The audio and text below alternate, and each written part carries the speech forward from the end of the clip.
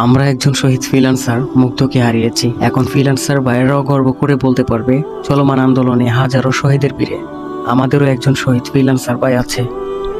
একজন মুক্ত পেশাজীবী হিসাবে সরকারি চাকরিতে কোটার জন্য তার আন্দোলনে যাওয়া লাগে না।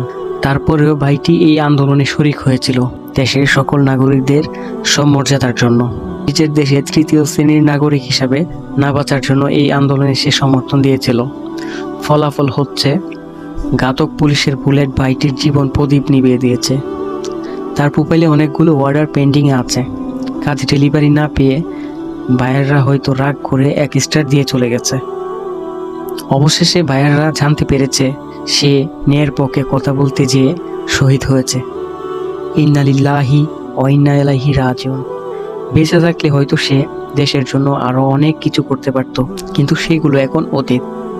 আমরা চাই না আর কোনো মায়ের বুক খালি হোক।